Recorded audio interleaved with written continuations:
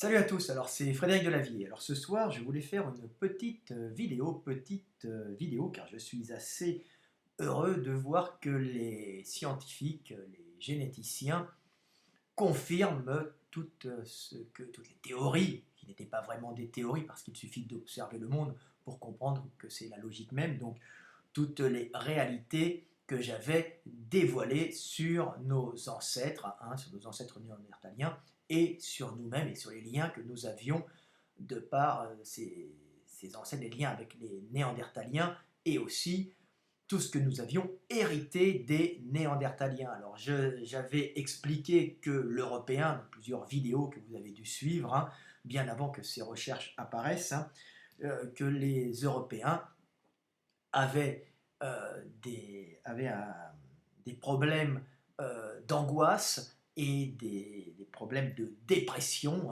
donc ils avaient souvent des addictions à certaines drogues dues justement à des problèmes génétiques, des programmations génétiques d'angoisse, des programmations génétiques qui faisaient que les Européens étaient souvent angoissés et dépressifs. Donc qui pouvaient souvent avoir des addictions à certaines drogues et qu'on avait hérité ça par notre adaptation à l'hiver, donc certaines mutations, mais qu'on avait hérité ça aussi en partie des Néandertaliens. Voilà. Alors, je ne sais pas si vous aurez bien la vidéo parce qu'elle bug un peu, mais on va voir si on l'a. Donc, donc je voulais faire cette vidéo parce que justement il y a une équipe américaine qui a justement étudié l'ADN, le DNA, l'ADN des Néandertaliens en comparaison avec l'ADN des Eurasiens, comme ils appellent, et ils se sont aperçus euh, on avait hérité de pas mal de gènes dans notre génome de notre ancêtre néandertal. Alors c'est pas beaucoup parce qu'on est à 2, 3, 4% maximum, mais ce sont des gènes qui sont importants dans certains domaines, et comme j'avais expliqué dans mes vidéos précédentes, importantes dans les domaines d'adaptation à l'hiver, donc l'adaptation au climat européen. Et ça joue aussi sur notre mentalité, ce que j'avais expliqué dans des vidéos, que l'Européen avait des problèmes d'angoisse, qu'il avait sûrement hérité de Néandertal, et ensuite ça avait dû s'amplifier avec une sélection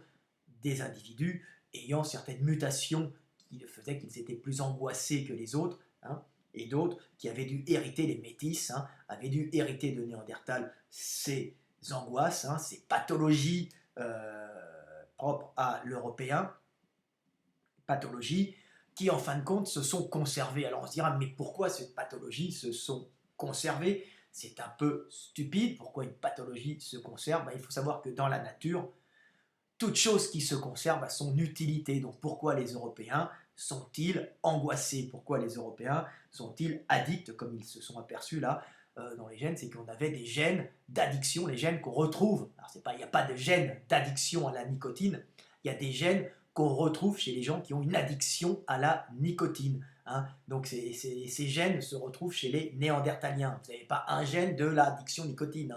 Vous avez des gènes que l'on retrouve chez les gens qui ont des addictions à la nicotine plus fréquemment. Donc on s'est aperçu que les néandertaliens avaient ces gènes-là. Donc ce sont des gènes qui font qu'on a sûrement une angoisse et qu'on est particulièrement angoissé, et que cette angoisse, on va essayer euh, de la faire cesser avec des stupéfiants dont la nicotine fait partie. Et donc Néandertal qui ne se droguait visiblement pas à la nicotine parce qu'il n'était pas en Amérique, il n'avait pas rapporté de feuilles de tabac, avait quand même ces gènes, donc ces gènes prouvent qu'il a des problèmes, déjà donc des pathologies ou des présences de comportements qui peuvent générer des pathologies. Mais ces pathologies qu'on voit en Europe, ces pathologies qui sont dues à ces angoisses, qui sont dues à ce comportement angoissé, ont un énorme avantage en hiver, un énorme avantage, pas en hiver, mais pour les peuples du Nord, c'est que cette angoisse l'oblige à prévoir l'avenir. L'Européen est déconnecté du présent car il est tout le temps en train de penser à l'avenir, l'avenir de ses enfants, faire attention aux études des enfants, mettre de l'argent de côté pour quelque chose, alors qu'en Afrique, on ne met pas de l'argent de côté pour. Si vous remarquez, il n'y a pas ces problèmes-là, car la nature très riche en Afrique n'oblige pas les gens à prévoir l'avenir. Le combat, c'est ici et maintenant, c'est-à-dire la nature luxuriante, offre en Afrique de quoi manger, de quoi survivre, hein, tout de suite, mais elle vous offre aussi des maladies, elle vous donne aussi des bactéries, elle vous donne aussi des problèmes terribles, hein, dans cette lutte de la nature, c'est-à-dire cette nature hyper luxuriante vous offre tout, mais vous prend tout du jour au lendemain aussi. Donc il n'y a pas à s'angoisser pour l'avenir en Afrique, le combat il est ici et maintenant, au jour le jour, donc ça fait des mentalités totalement différentes et des gens qui ne vont pas aller voir le psychologue parce qu'ils n'en peuvent plus, ils pensent à l'avenir, ils ont l'impression d'avoir l'avenir bouché. Non, ça c'est l'Européen qui s'angoisse pour l'avenir, s'angoisser pour l'avenir, le forçant à travailler et à accumuler des denrées, hein, pour passer cet hiver. Alors c'est évidemment ce qu'avait fait Néandertal. Alors évidemment, Néandertal arrivait avant les sapiens, donc il n'était pas dans cette période qu'on appelle néolithique, période de l'élevage, période de l'agriculture, où on se met à planter pour récolter et pour pouvoir gérer son avenir et son futur, hein, grâce aux réserves énergétiques qu'on fait. Mais Néandertal était quand même confronté à la réserve énergétique. Donc cette angoisse de l'hiver l'a fait survivre, car quand arrivait la belle saison pour Néandertal, qui est notre ancêtre, ne l'oublions pas, même si on n'a que 2 à 4% de gènes, nous les Européens, pas vous les Blacks qui me regardez, alors qu'il y a quand même eu quelques redescentes, donc on retrouve encore quelques gènes néandertaliens, mais c'est beaucoup plus rare dans des redescentes, hein, de Néandertal par le Moyen-Orient, mais c'est beaucoup plus limité, mais grosso modo,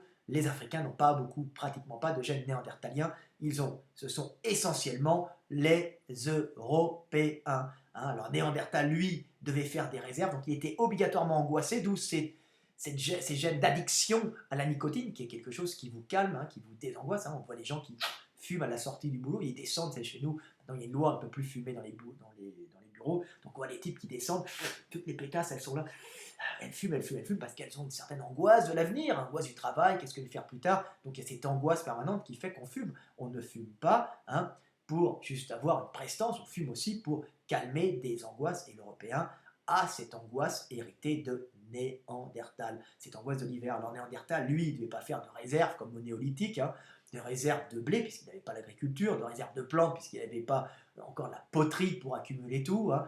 Donc, mais il était obligé de faire des réserves pour se chauffer l'hiver, parce qu'il vivait dans un climat particulièrement froid, hein. Il a vécu toutes les glaciations, donc c'est pour ça qu'ils n'étaient pas nombreux, parce que chaque fois qu'il y avait des glaciations qui repartaient, la population diminuait, pas qu'ils mouraient gelés, c'est-à-dire qu'il y avait de moins en moins de nourriture, donc Néandertal, il y en avait de moins en moins, puisque le terrain ne pouvait pas offrir beaucoup de nourriture, puisque c'était du permafrost, hein, c'était de terrain gelé, donc ils étaient obligés de descendre plus au sud, de se réduire en population, ça c'est une réduction automatique, quand il n'y a plus rien à manger, hein, on fait moins d'enfants, hein, c'est bien sûr, ou il y en a plus qui meurent, ils ne meurent pas gelés dans des glaciations, si vous voulez, mais il y a une réduction progressive. Donc ces gens-là, ceux qui ont survécu, c'est ceux qui accumulaient de l'énergie. Alors ils l'accumulaient par du bois de chauffe, hein. Il faut penser à Néandertal, hein. Néandertal, vous le voyez qui chasse, hein, qui va chasser, vous l'imaginez chasseur, mais imaginez-le qu'à chaque fois qu'ils revenaient de la chasse, toute la belle saison, ils allaient ramasser des branches d'arbres qui étaient tombées par terre. Alors, ils n'avaient pas encore de hache de bûcheron, hein, il y avait du bois, ils pouvaient couper certaines petites branches d'arbres, mais ils ramassaient celles qui étaient tombées. Et vous pouvez être sûr qu'à la porte, hein, à la sortie ou à l'intérieur des grottes dans lesquelles ils habitaient, parce qu'ils étaient confinés l'hiver dans ces grottes-là, ben oui, pour être au chaud et conserver la calorie, ben vous pouvez être sûr que Néandertal amoncelait des énormes quantités de bois, hein, et que le bois avait une énorme valeur. Toutes ces branches tombées, ils devaient les ramasser pour pouvoir se chauffer l'hiver. Tous, donc ils étaient là en train de traîner, d'aller chercher du bois et de chasser en même temps, hein, l'été. Mais après, il fallait aussi faire des réserves. Le bois permettait de se chauffer, on était tous dans la caverne, on faisait un feu et on dormait les uns à côté des autres près de ce feu qui permettait de nous sauver de ces climats très rudes. Et quand arrivait la belle saison, on ressortait et là, on allait faire des grands tours. On pouvait même quitter la grotte quelque temps pour aller faire des tours et chercher du gibier, hein. À ce moment-là, on pouvait avoir des maisons, des tentes, hein, en peau de bête par exemple, hein, en branche, peau de bête, qu'on pouvait même traîner avec soi des fois, hein. Comme ça, on faisait des camps de base à plus ou moins loin, hein, et on tournait sur un grand territoire, histoire de ne pas épuiser le terrain de chasse non plus. Donc voilà, mais on était confinés dans la grotte, et là, on avait notre grand tas de bois que toute la tout le groupe avait fait. Alors les hommes devaient aller peut-être chasser, ramener aussi du bois, et les femmes devaient aller autour chercher du bois pour prévoir l'hiver. Donc il y avait cette prévision, cette angoisse de l'hiver, qui fait que si une tribu n'avait pas cette angoisse, elle n'accumulait pas de bois et elle crevait de froid l'hiver, tout simplement. Donc on est des angoissés. L'Européen est angoissé pour sa survie. C'est grâce à l'angoisse, c'est grâce à ce défaut, c'est grâce à ces maladies mentales qui font des dépressifs, hein, des mecs qui fument du hashish, tout ça maintenant en Europe. Mais à la base, ça nous a sauvés et maintenant ça nous détruit, c'est le problème. Alors maintenant, il y a encore une sélection naturelle sur les angoissés, bien sûr. Ils se reproduisent moins, ils ont moins d'enfants.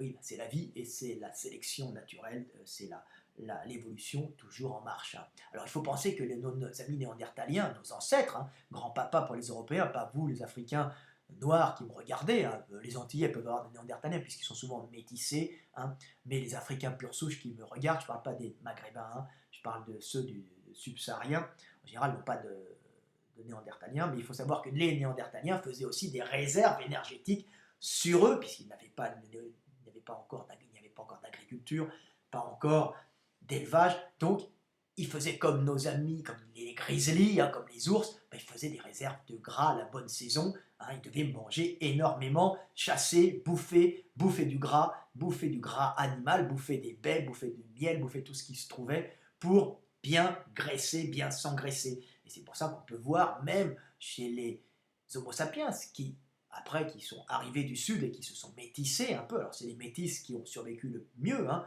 c'est-à-dire que les métis, c'est eux qui ont vraiment gagné cette lutte pour la vie, hein. Mais ils ont absorbé Néandertal qui n'était pas en grande quantité. Donc Sapiens a absorbé Néandertal qui était en peu de quantité, mais les métis Néandertal, c'est eux qui ont le plus survécu, qui ensuite, sur les générations, ont le plus transmis leurs gènes adaptés à l'hiver, hein, donc la capacité de faire du gras. Et on peut voir sur les statuettes féminines d'Europe des nanas toutes grasses, hein, avec des gros seins, hein, bien gras, des bonnes grosses fesses. Tout ça, c'était pour passer cet hiver rigoureux, donc on se couvrait de gras, et si les femmes étaient bien grasses, vous pouvez être sûr qu'en Europe, les hommes l'étaient aussi. C'est pour ça que, par exemple, vous voyez Néandertal, il a une cage très épaisse, hein, en général très large, plutôt qu'il part en V comme ça inversé, hein, en triangle, hein, très large à la base, et puis un bassin assez large. Et ben, tout simplement, c'est qu'il avait un gros bide, le monsieur néandertalien, pour pouvoir gérer, pour pouvoir y rentrer, hein, du gras viscéral utilisable pour les réserves énergétiques. Donc pendant la chasse aussi, il l'utilisait comme combustible quand il se déplaçait à l'extérieur, mais aussi comme réserve viscérale d'énergie pour passer la mauvaise saison qui était vraiment très mauvaise à l'époque, hein. C'est ça qu'il faut voir. Donc Néandertal, comme les grizzlies, bouffait tout ce qu'il pouvait. Alors s'il avait des poissons, il allait bouffer la peau du poisson, le gras du poisson, il se ramenait là-dessus, il bouffait de la viande, il bouffait le gras animal, hein. Il faut penser que les animaux d'Europe sont plus gras que les animaux d'Afrique, donc il bouffait la viande, mais il bouffait aussi le gras viscéral des animaux, il bouffait la moelle qui est grasse, il bouffait tout ce qui est gras dans l'animal pour faire des grosses réserves de gras, et puis de la protéine aussi, mais ce n'était pas le plus fondamental, hein. Il devait faire des réserves de gras. Alors, le Néandertal devait gonfler à la bonne saison et bien maigrir l'hiver, mais il devait avoir beaucoup d'adipocites, beaucoup de gras, hein. Et il devait être angoissé, hein. Il devait, à cause de ça, manger beaucoup à la bonne saison, s'empiffrer, hein, grossir, et on voit souvent dans les pathologies médicales en Europe, hein, qu'on a dû hériter de Néandertal aussi, hein, je vous fais un petit cours, des gens qui mangent quand ils ont des angoisses. J'avais une copine russe, Elena, qui, je me souviens, quand elle était angoissée, mangeait énormément, et à un moment, elle avait fait une déprime, après m'avoir... je l'avais quitté depuis longtemps, on n'était plus ensemble, je m'entendais très bien avec, et je me souviens qu'elle avait avalé une boîte de Mars grande comme ça, avec, vous savez, c'était 20 Mars d'un coup, elle était bouffie. Elle mange après la maigrie, bien sûr, hein, mais elle était angoissée, malheureuse, déprimée, et elle mangeait. On mange quand on est déprimé. Alors, il y en a d'autres qui ne mangent pas, mais beaucoup mangent. Ben, c'est des comportements hérités de papy Néandertal qui, comme il est angoissé, mange. Et on voit bien souvent les déprimés, les angoissés manger. Alors, on voit aussi l'effet inverse, mais c'est pas top pour la survie néandertalienne. Donc voilà, donc vous voyez, addiction, tout ça, drogue, problèmes psychologiques dus à l'angoisse du futur, hein. Psychologie Magazine, les Européens étudient la psychologie, ils vont voir, ils font une dépression, j'essaye de comprendre, je suis malheureux, tout ça, et je m'angoisse, et puis on voit l'Africain jovial, qui est marrant, qui est cool, bah oui, il est cool, on dit ouais, il n'a pas d'angoisse, bah oui, pourquoi il aurait des angoisses, il n'a pas affronté l'hiver, lui, s'il commence à s'angoisser sur la vie, il n'a pas fini, parce que demain il est peut-être mort avec cette luxuriance de la nature en Afrique. Donc vous comprenez, la mentalité européenne et la mentalité africaine, c'est complètement différent, et nous, on a hérité de toutes ces angoisses, hein, ces angoisses néandertaliennes. hein, que après les métis sapiens euh, ont récupéré, bien sûr, pour leur vie. Alors, bien sûr, ça nous pose un problème à nous, les Européens, de faire ces angoisses, de manger beaucoup, bien sûr, d'accumuler du gras aussi, parce que nous avons, grâce à Néandertal, des avantages énormes, cette adaptation à l'hiver qui nous a fait permettre de nous projeter dans le futur. Hein. Alors, Sapiens est arrivé beaucoup plus vigoureux, hein, avec plus d'inventions que Néandertal, hein, mais moins prévoyant, mais beaucoup plus d'inventions, parce qu'ils étaient beaucoup plus nombreux, hein, beaucoup de petits groupes pouvant vivre sur un territoire, sur le même territoire, hein, puisqu'il y avait beaucoup plus de nourriture au sud, chez les sapiens, qui venaient d'Afrique, qui sont montés par le Moyen-Orient précisément. Donc, enrichissement culturel, hein, des groupes sapiens entre eux qui ont permis un essor technologique. C'est pour ça que les néandertaliens ne peignaient pas forcément dans les grottes, parce qu'ils avaient d'autres occupations, survivre, faire du gras. Ils étaient moins technologiques parce qu'ils étaient plus isolés en petits groupes qui ne se voyaient pas. Donc, petits groupes qui ne se rencontrent pas forcément souvent ne peuvent pas s'enrichir de leurs évolutions technologiques. Hein. C'est ce qui s'est passé avec nos amis les aborigènes, qui se sont trouvés très vite isolés du reste du monde, hein, et qui, dans leur désert, n'ont pas, ils se formaient une seule communauté. En plus, bon, ça a été très riche à un moment, après très pauvre, ils ont été isolés un peu partout, donc ils n'avaient pas de, comment dire, ils n'avaient pas de contact avec d'autres cultures pouvant les enrichir de leurs inventions, donc ils n'ont pu générer que leurs inventions, hein, certaines approches de la nature, des choses très très bien, hein, des connaissances du ciel, tout ça de leur ciel, mais bien sûr, ils avaient un problème, une peinture aussi qui était très, très évoluée, symbolique, mais un manque technologique dû au fait qu'il n'y avait pas d'enrichissement. Hein. C'est un peu le problème qu'a rencontré Néandertal, hein, car il était peu nombreux sur un territoire très pauvre, hein, très pauvre, avec souvent des glaciations, et il y a eu une espèce d'oscillation, des oscillations au niveau de l'axe terrestre, qui faisait qu'il a été en Europe, hein, déjà il est arrivé il y a très longtemps, hein, plus, 1 million d'années, voire plusieurs un million, 110 000 ans, hein, pour le Denisova, mais c'est une autre chose, mais bon, pour les Européens, on suppose que c'est des Homo erectus remontés, donc Néandertal et Homo erectus, c'est très dur à certains moments de faire la différence, puisque ce sont toujours des continuités, hein, c'est nous les hommes qui mettons tout dans les tiroirs. Donc voilà, donc Néandertal, lui, par contre, avait cette capacité d'anticipation, hein, qu'il a passé, capacité d'anticipation étant due à l'angoisse qu'il a passée aux Européens. Donc la technologie, après, a évolué en fonction de ça, de Néandertal, qui a donné justement cette capacité d'anticipation, bien qu'il soit moins technologique que Sapiens. Mais Sapiens était beaucoup plus vigoureux sexuellement, bien sûr, donc, et plus nombreux, parce que les remontées du Sud étaient beaucoup plus importantes, puisqu'il y a une espèce de poussée démographique, hein, donc on poussait les tribus, se poussaient les unes sur les autres. Donc nous avons complètement hérité de Néandertal. Et alors après, ces héritages européens de Néandertal nous ont permis justement d'avoir un essor énorme au niveau agriculture, ça, parce que le fait d'être un agriculteur, le fait donc néolithique, hein, le fait d'être un éleveur, hein, c'est quand même quelque chose qui est lié à l'angoisse du manque. Alors en Afrique, il y a eu ça, bien sûr, aussi, mais en Europe, ça s'est très bien développé, et il y a eu cet apport de l'angoisse du futur qui permettait aussi des innovations technologiques à la suite. Hein. Néandertal, Sapiens a permis, hein, des innovations technologiques, puisque c'était innovation technologique arrivée avec Sapiens, plus angoisse du futur par Néandertal, et vous avez un cocktail explosif permettant de générer des civilisations plus technologiques. Hein.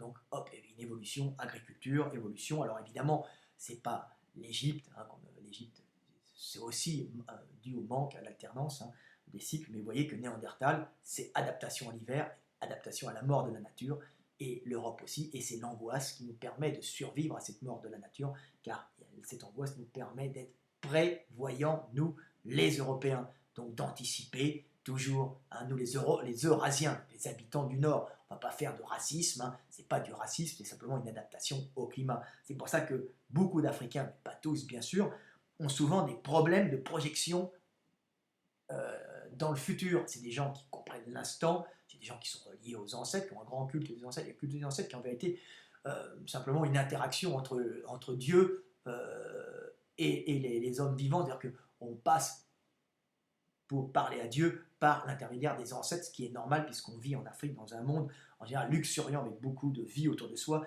donc on considère que le contact à Dieu ne peut se faire que par les morts qui correspondent à des vies récentes mortes. On vit dans même une luxuriance de la mort autour de soi, donc une luxuriance des ancêtres, alors que quand on passe dans des civilisations monothéistes pures et dures, mais en réalité les Africains sont monothéistes, hein, mais simplement il y a des ancêtres qui font juste la transition entre Dieu et les hommes. Mais quand on aborde des notions des pays, par exemple, le désert, où sont nés certains monothéismes, hein, on s'aperçoit que c'est les grands espaces qui fait qu'on est tout, qui font qu'on est tout seul, et qu'à ce moment-là, on se parle à soi-même, on est tout seul avec Dieu, tout simplement. Donc on n'a plus à passer par les ancêtres, dans la solitude des grands espaces, on comprend l'unité du monde, alors que dans la forêt, c'est très dur de comprendre l'unité du monde, on se réfère aux ancêtres qui eux-mêmes parleront à l'ancêtre initial, qui a plusieurs noms sur les Africains, et qui sont des religions d'une grande profondeur. Attention, la théologie africaine,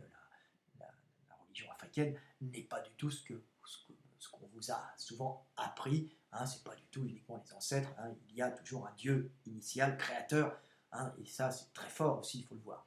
Donc voilà, donc l'avantage ça a été, comme je dis, le fait d'avoir ce mélange angoisse du futur et technologie venue du Moyen-Orient est venue d'Afrique, bien sûr, technologies primitives, mais qui ont explosé après en Europe, et qui ont aussi explosé après qu'on fait des civilisations au Moyen-Orient. Au Moyen-Orient, il y avait aussi des Néandertaliens qui redescendaient, bien sûr, même en Égypte, tout ça. Donc on avait ces angoisses du futur. Donc on peut voir, bien sûr, je vais terminer en parlant des drogues. On peut voir que les façons de se droguer des Européens n'est pas du tout la même façon de se droguer des Africains, tout simplement parce que nous, on a des gènes néandertaliens, donc on va se droguer pour éviter les angoisses, tout simplement. Donc souvent, on a des drogues comme la nicotine, on va parler de la nicotine, où on s'aperçoit que Néandertal était quelqu'un qui avait les gènes d'addiction à la nicotine, bien qu'ils ne connaissent pas le tabac, donc il était angoissé, donc c'est les gènes de l'angoisse, tout simplement. Et nous, on prend, comme on disait en France, on était les champions du monde des antidépresseurs. Alors je crois qu'on a perdu notre première place, mais on prend beaucoup d'antidépresseurs parce que c'est la peur de l'avenir, tout le temps, la peur de manquer, c'est l'hiver toujours, on est formaté par cet hiver, donc ça c'est l'européen, donc c'est pareil pour l'alcool, qui est un antidépresseur aussi, c'est pas uniquement un désinhibiteur, c'est aussi quelque chose qui vous empêche de penser à l'avenir, des fois on est content, donc on peut voir que tout ça, on boit, c'était la blague, et pourquoi vous buvez? Je bois pour oublier. Pour oublier quoi? Pour oublier que je bois. Ça, c'est typiquement européen, parce que quand vous allez aux Antilles ou en Afrique, le mec, il boit pour se défoncer la gueule et être bien en se défonçant la gueule. Donc, vous voyez, il ne boit pas parce qu'il est angoissé. En Afrique, il n'y a pas d'angoisse. Je me souviens de mon ami Marcelin qui avait eu des problèmes familiaux, sentimentaux, et qui étaient graves à l'époque, parce que c'était vraiment, il lui arrivait vraiment des couilles. Feu, mon copain Marcelin, que j'aime, tu es avec moi en pensée encore, tu es encore en moi, tu me nourris. Et je me souviens qu'il avait dit en rigolant, Frédéric, j'ai dû aller voir un psychologue, un psychiatre. Imagine un Africain aller voir un psychologue et un psychiatre, ça n'existe pas, je suis le premier. Il disait avec humour, avec l'humour africain, avec son recul sur lui-même, qui a compris que les Européens sont des dépressifs et pas les Africains.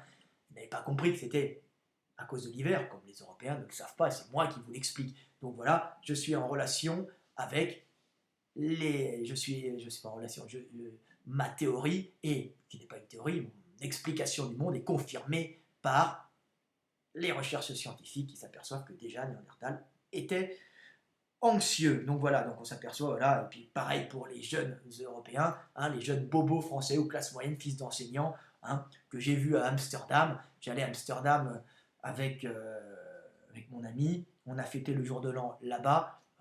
Et là, je ne connaissais pas Amsterdam, j'avais uniquement entendu la chanson de Brel. Alors, d'abord, il n'y a pas de port d'Amsterdam réellement, le port, il est à Haarlem, je crois. C'est là où j'étais déjà allé coucher avec mon ami Gundil après, ou avant, je ne me souviens pas, mais ça touche. Donc, j'étais allé à Amsterdam, et Amsterdam, qu'est-ce qu'il y avait? Il y avait le jour de l'an, tous les petits Français qui étaient, les bobos et les fils d'enseignants, qui étaient dans les bars en train de fumer du hashish, complètement défoncés, et qui... c'était déprimant. J'avais honte de mon peuple, je me dis mais qu'est-ce que c'est que ces pauvres types bah oui, c'est des pauvres types qui n'ont pas d'avenir parce qu'on est dans un pays de caste. Ils le ressentent au fond d'eux. Donc leur seul truc, hein, ils sont fils d'enseignants ou bobos. Ils ont un avenir, le même avenir que leurs parents. Donc aucun combat dans la vie, hein, comme on dit dans Fight Club. Hein, il n'y a pas de combat. Hein, on n'a pas de grande dépression, on n'a pas de grande crise. Bah, ces gens-là, la France génère des gens comme ça, des gens sans combat, sans avenir. C'est un pays de caste. En plus, avec la crise économique due à la globalisation, ils ne sont même plus adaptés à lutter, hein, comme des anglo-saxons qui sont des prédateurs capitalistes, hein, euh, marchant sur une méritocratie prédatrice, hein, donc adaptée, puisque mais alors les Français qui est un pays de caste est en train de se faire ratiboiser, et pour oublier, bah, la classe moyenne bobo vient se défoncer à Amsterdam en donnant son argent à des capitalistes, hein, protestants bien sûr, hein, souvent, hein, qui font du commerce, hein, en leur vendant dans les coffee shops, hein, en leur vendant de la merdouille marocaine, ou d'ailleurs je ne sais pas, ou qui cultivent sur place, hein, pour se faire un petit bifton. Alors je ne sais pas si c'est arrêté cette loi, mais j'avais trouvé ça particulièrement honteux, hein, et notre pauvre jeunesse française sans avenir, hein, complètement démoralisée par ce système de caste, inconsciemment bien sûr, bah, se défonçait la gueule, au hashish, hein. Et ça, ils l'ont hérité de Néandertal, malheureusement, hein. Cette puissance de Néandertal d'angoisser pour l'avenir, lui permettant maintenant, est un défaut quand l'avenir est bloqué par un système de caste aussi, hein, vous voyez. Donc c'est un vaste problème, un vaste complexe, hein. Un vaste problème complexe. Voilà. Donc voilà. Et tandis que l'Africain, alors bah, l'Africain, il faut voir, bah, il ne se drogue pas de la même façon, bien sûr. C'était juste un petit truc que j'avais à dire, hein. L'Africain, lui, on le voit, il cherche la jouissance. Ah oui, il cherche à jouir de l'instant présent, parce que demain, on est mort. Donc pourquoi l'Africain n'est pas angoissé? Il ne va pas s'amuser à se prendre du hashish, ou à se prendre son alcool mondain tous les soirs, hein, ou son antidépresseur, ou sa nicotine, hein. C'est pas, on ne voit pas les Africains tout le temps fumer comme ça, non, non. Bah, L'Africain, lui, il va se prendre hein, son crack où il va s'exploser la gueule sur le moment, hein, ou son héroïne, pour se défoncer la gueule à l'héroïne, en général, bien fort, boum, il se défonce. Alors en général, c'est le crack, ils sont addicts très vite au crack, hein. Crack, c'est la drogue de la jouissance, et vous verrez peu les Européens addicts aux drogues de jouissance. Non, pas vraiment. Ça, c'est des drogues pour les gens du Sud, plus pour les gens du Sud. On s'éclate, on jouit de l'instant présent, hein. Donc on se défonce la gueule en général. Et le crack, si vous voulez, ne fait pas des ravages chez les Blancs, il fait plutôt des ravages chez les Africains. Et chez les Blancs, vous avez d'autres ravages avec d'autres drogues, hein, des antidépresseurs. Vous n'allez pas voir un peuple entier d'Africains aux antidépresseurs. Alors, un, ils n'ont pas les moyens, et deux, ça ne leur sert à rien. Vous ne les verrez pas prendre des antidépresseurs en France non plus quand vous êtes Africain. Vous, Africains qui me regardez, ou afro-descendants, je ne pense pas que vous avez cette angoisse de la vie qu'ont les Européens. Je me souviens d'une amie camerounaise qui était prostituée et qui me disait: ah, Frédéric, c'est dingue, elle me disait avec l'accent, hein, vous les Européens, je ne sais pas, euh, vous les Européens, quand vous gagnez 10 000 euros, elle avait des clients riches, hein. Quand vous gagnez 10 000 euros et vous gagnez après 5 000 euros par mois, vous vous suicidez. Et oui, elle avait parfaitement compris que c'était ça, hein. Elle était super, elle était intelligente, hein. Donc voilà, vous voyez, c'est pas la même chose. Elle avait compris qu'elle, sortie de la merde, elle arrive avec son groupe de nanas à faire de la prostitution, hein, et à vivre en s'organisant pour survivre, hein, en partant de la merde, alors que l'Européen passe de, j'exagère, mais elle avait des vieux clients riches de 10 000 à 5 000, elle avait vu des mecs sombrer dans la déprime pour ça, hein.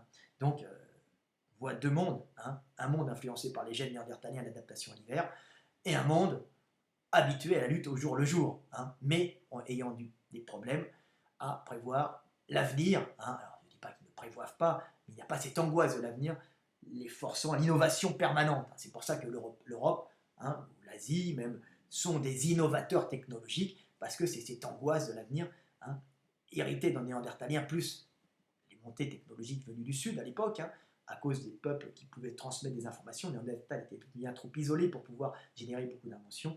Donc ça a généré ces Européens qui, par cette angoisse, génèrent toutes les inventions du monde, ou presque, hein. C'est pour ça que l'Afrique est en retard au niveau invention, parce qu'en fin de compte, elle n'a pas besoin d'inventer, hein. C'est tout simplement ça. Elle n'a pas besoin d'inventer, car la nature lui offre déjà tout, mais lui prend aussi la vie. Mais en lui offrant tout, il n'a pas d'angoisse pour l'hiver, pour faire un gros chauffage, un chauffage central. Il n'a pas d'angoisse pour créer une motorisation, pour augmenter le rendement de l'agriculture, hein, vu que on plante, on pousse, on plante, on pousse, on plante, on pousse, et on bouffe le poulet, il n'y avait pas de poulet mais la pintade qui passe près de vous. Donc voilà l'Afrique, hein. Ça c'est l'Afrique, hein. Donc moins d'angoisse. Il n'y a pas de supériorité, d'infériorité, il n'y a que des adaptations climatiques et des particularités qui se transmettent en fonction de ces adaptations, tout simplement, hein. Quelque chose qui n'est pas adapté ne se transmet pas, et c'est pour ça que l'addiction à la nicotine et les angoisses et les présences de dépression, de gènes dus à de gènes entraînant la dépression que nous avons hérité de nos ancêtres néandertaliens sont un énorme avantage, ont été un énorme avantage pour la survie des Européens, mais on en paye le prix, bien sûr, avec tous ces Européens, tous ces bobos dépressifs, tous ces mecs qui ont peur de l'avenir, tous ces gens qui chialent en permanence, hein, bah oui, mais ça, chialer sur l'avenir, c'est super, mais il faut se bouger le cul aussi, parce que angoisser sur l'avenir, c'est un énorme avantage, c'est que si vous avez l'énergie et les couilles, vous pouvez construire votre avenir à ce moment-là, parce que vous êtes angoissé par votre avenir. Il nous faut un bon combat, comme dans Fight Club, hein. Nous n'avons pas de grande dépression, il nous faut une grande dépression. Là, nous n'avons plus rien, pas d'avenir, pas de combat, rien, juste un lent étiolement de l'Europe, en tout cas de la France, parce qu'en Europe centrale et à l'Est, et en Europe du Nord, et même en Allemagne, c'est pas tout à fait le cas. Donc voilà, mais en France, les amis, relevez-vous. Voilà, c'était Fred Delavier. Est-ce que j'ai parlé de tout? C'est à peu près ça. C'est tout. J'ai mes petites notes ici, hein. Voilà. Quand, vous savez, je fais des redites, mais des fois je pars dans tous les sens. Mais les redites permettent de faire mieux rentrer le savoir dans le crâne des humains. Voilà, c'était Fred Delavier. Comprendre notre animalité pour mieux la maîtriser. Là, ce n'était pas vraiment de l'animalité, c'est comprendre nos gènes, comprendre nos comportements néandertaliens et nos angoisses néandertaliennes pour les maîtriser et les utiliser à bon escient. Salut, c'était Fred Delavier. Merci à Néandertal, merci à Sapiens, merci à tout le monde. Et vive les hommes et vive l'humanité. Nous sommes faits pour nous entraider. Nous nous apportons tous quelque chose. Nous nous enrichissons les uns des autres. Paix sur terre. Et puis j'espère qu'un jour vous voterez pour moi. On va changer le monde, si on peut.